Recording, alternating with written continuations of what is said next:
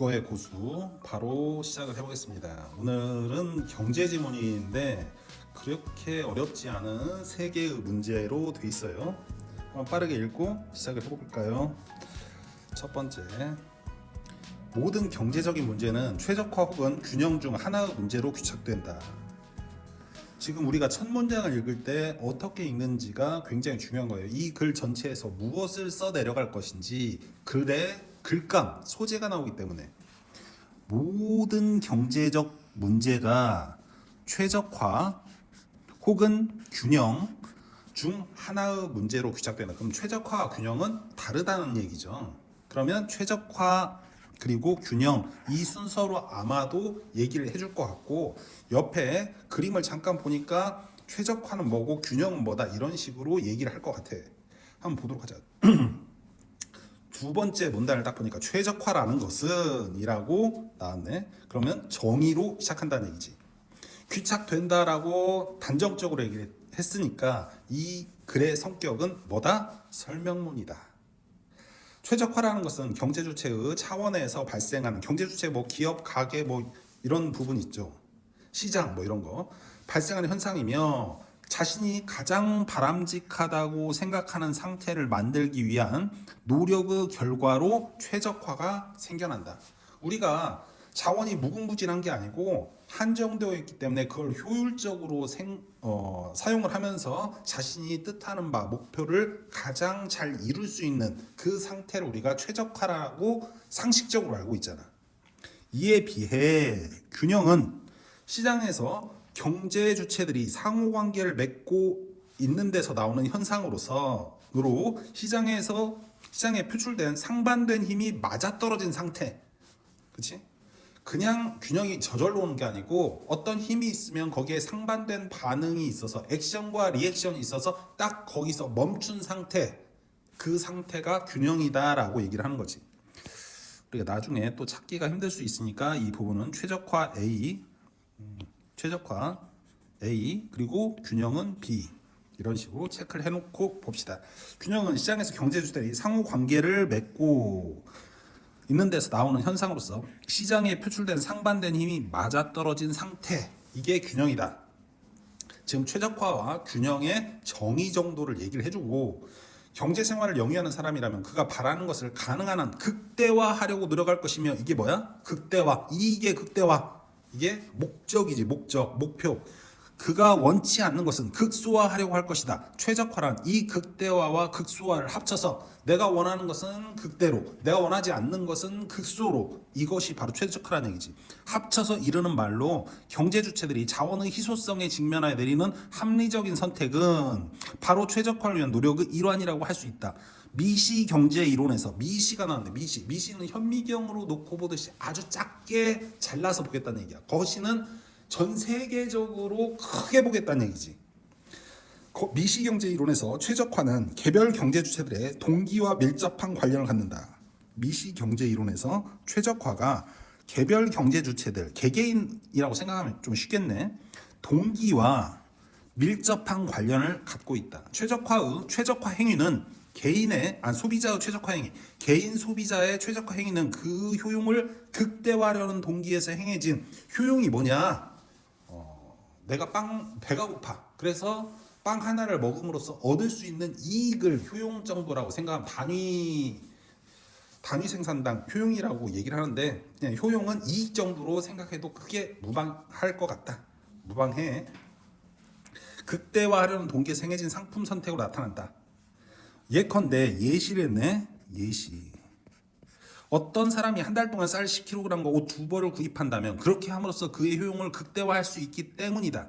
나아가 이와 같은 개별 소비자의 최적화 행위는 시장에 모여 시장 수요를 결정하게 된다. 그렇지? 개별 소비자의 총 수요의 합은 총 수요와 같게 되는 거지. 한편 기업의 최적화 행위, 이제 개인 소비자의 최적화 행위를 봤으니까 기업의 최적화 행위는 뭐냐? 이윤을 극대화하려는 동기에서 상품을 생산하는 것으로 나타나며 기업들이 최적화 행위가 모여 시장 공급을 결정하게 된다. 똑같은 얘기니까 넘어가고, 경제 현상 중에서 최적화 범주에 속하는 것 못지않게 중요성을 갖는 것은 균형과 관련된 현상들이다. 여기서는 이 문단에서 이제 균형에 관련된 얘기를 하겠다는 얘기지.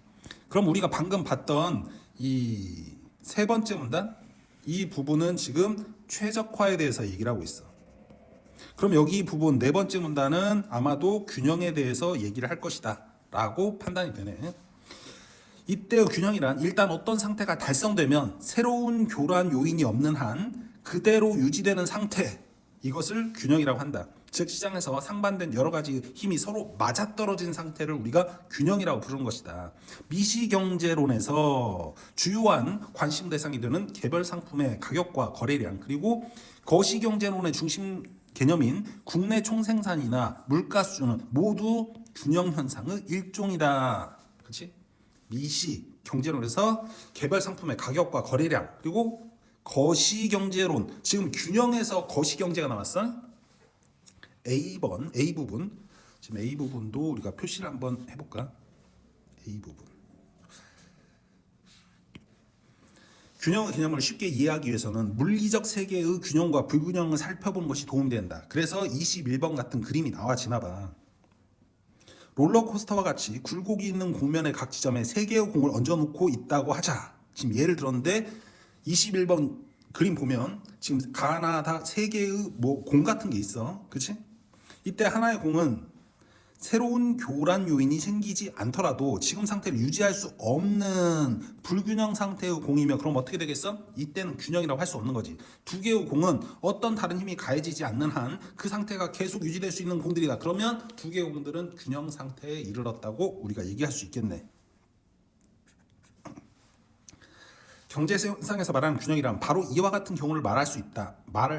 말한다고 할 수 있다. 균형 상태의 경우라도 현재 상태가 불안정한 새로운 교란 요인이 발생하면 균형이 깨지는 불안정한 균형 상태가 있고, 불안정한 균형 상태가 있고 또 안정적인 균형 상태가 있나 봐.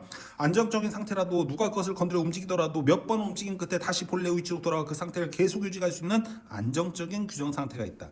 지금 내가 읽는 것처럼 읽는 것이 바로 예측하며 읽는 기야. 예측하며 읽기야. 예측하며 읽기.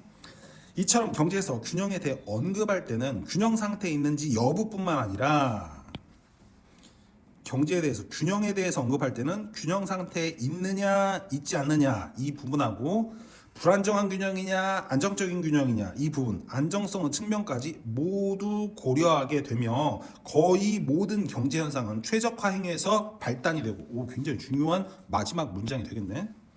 거의 모든이라고 그랬어. 그러니까 모든은 아니야. 거의 대부분 경제 현상은 최적화 행위에서 발단이 되고. 왜? 동기가 있어야 움직일 거 아니야. 그렇지? 효용이 극대화, 이익의 극대화, 이런 거기에서 시작이 되고 발단이 되고, 균형 과정을 통해서 구체화되어 나타난다.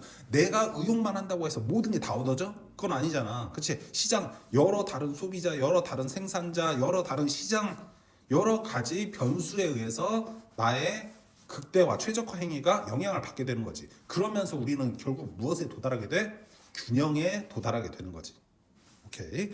우리가 문제를 보도록 하자. 윗글의 내용과 일치하지 않는 것은 틀린 것 고르래. 1번 기업들의 최적화 행위는 소비자 만족을 극대. 아니 기업들이 지금 그 최적화 행위의 동기는 뭐라고 그랬어? 기업의 최적화 행위는 이윤을 극대화하려는 동기에서 상품을 생산하는 것. 그러니까 뭐 하려고 하는 거야? 소비자의 지금 지갑을 털으려고 하는 게 기업의 이윤 극대화의 종착역인데 지금 소비자의 만족을 극대화. 선생님 그렇게 볼 수도 있는 거 아닌가요? 소비자의 만족을 해야 소비자가 물건을 사주고. 그렇지? 우리는 기업의 최적화 행위의 목표, 궁극적 동기는 이윤 최대화라고 알면 되겠네. 그러니까 답은 1번일 수밖에 없지. 다시 넘어가고 20번 A와 B의 예에 해당하는 거. A는 최적화고 B는 균형이야. 그렇지? 그러면 우리가 다시 간단하게 이런 문제를 풀 때는 다른 말로 빨리 대치해 봐야 돼. 최적화라는 것은 뭐야? 자신이 가장 바람직하다고 생각하는 상태를 만들기 위한 노력의 결과. 노력이잖아. 노력. 그렇지? 균형은 내가 하는 게 아니야. 어떤 힘과 다른 힘이 맞부닥쳐야 돼. 그래서 더 이상 움직이지 않는 그런 상태가 돼야 된다는 얘기지. 그렇지? 그러니까 균형은 힘이 맞아 떨어진 상태. 그러니까 이건 뭐 현상 정도로 우리가 생각을 하면 되겠네. 그렇지? 보자. 노력이니까 여기서는 이거를 나의 이윤 극대화를 하기 위한 최선의 선택 뭐 이 정도로 보면 될 것 같고, A번은 최적화, B번은 지금 균형이야. 보면 보기에서 골라 바르게 묶인 것. 박 씨는 지난주 새로 출시된 휴대전화를 구입했다. 구입했다는 건 뭐야? 선택이잖아. 선택이면 뭐라고? 최적화잖아. 최적화는 뭐라고? A라는 얘기지.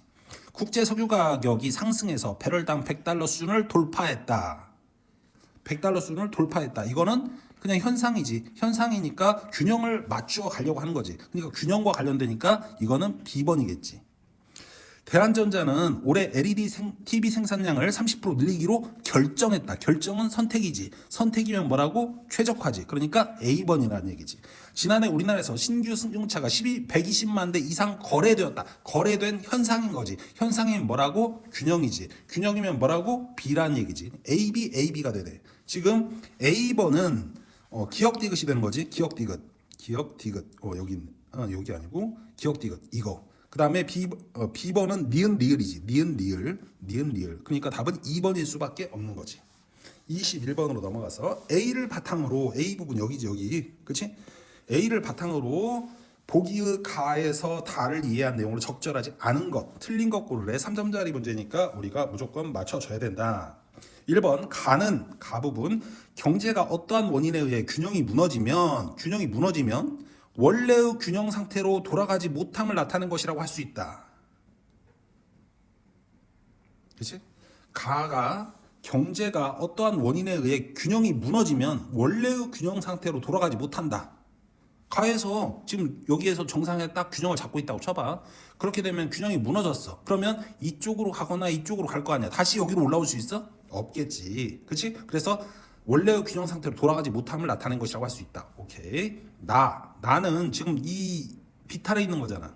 시장에 새로운 변수가 생기지 않더라도 지금의 상태를 그대로 유지할 수 없음. 오케이. 얘는 여기로 굴러 떨어지겠지 아마도. 그렇지? 아니면 뭐 어떤 힘이 있으면, 새로운 힘이 있으면 위로 올라갈 수도 있겠지만 여기에서 그대로 고정될 수는 없는 거겠지.